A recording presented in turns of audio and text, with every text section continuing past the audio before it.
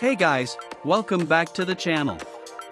Today we're going over a critical engine room task, the overhaul of main engine fuel oil high pressure pipes. If you're working on ships or studying marine engineering, this is something you need to know inside out for safety and for your orals. Let's get into it. For a main engine fuel oil high pressure pipe overhaul, you first shut the fuel supply and depressurize the system because these pipes run at 600, 1200 bar and 150 degrees Celsius, making them a serious fire and injury hazard. After isolating the unit, you remove the clamps and loosen the union nuts at both the pump and injector ends using two spanners to avoid twisting the pipe, then inspect it for cracks, erosion, ovality at the bends, and damage on the seat faces.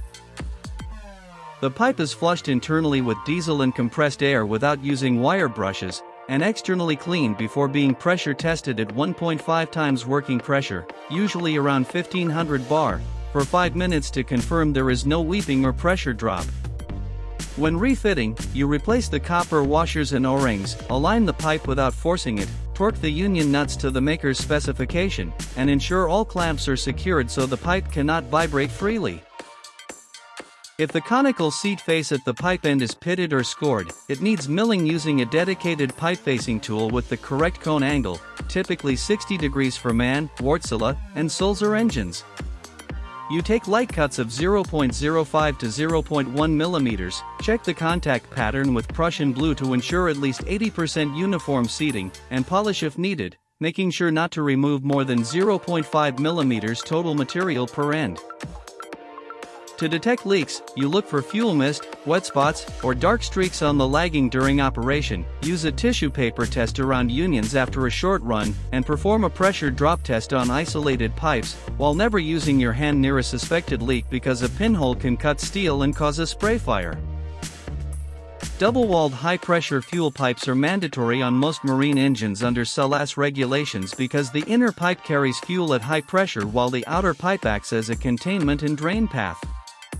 If the inner pipe cracks, fuel leaks into the annular space and is drained to a leakage alarm tank instead of spraying into the engine room, preventing a fire. The conical space between the pipe end and the injector or pump nipple is the actual sealing surface, so even minor pitting or misalignment here will cause leaks under high pressure. Inspecting and refacing this conical space ensures proper metal-to-metal contact, which is why Prussian blue testing and light machining are critical steps during overhaul.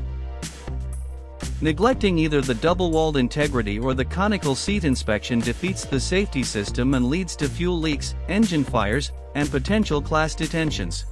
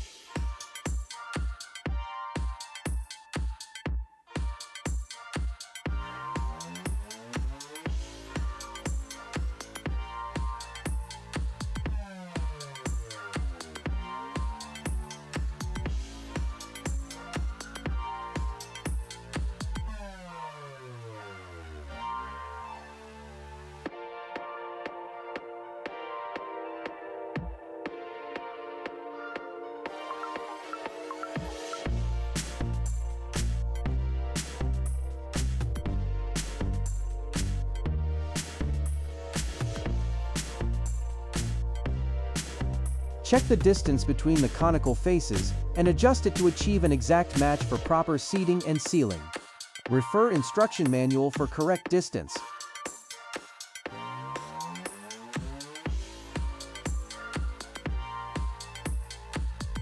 Hope that cleared it up for you. Hit the like button and subscribe for more marine engineering breakdowns.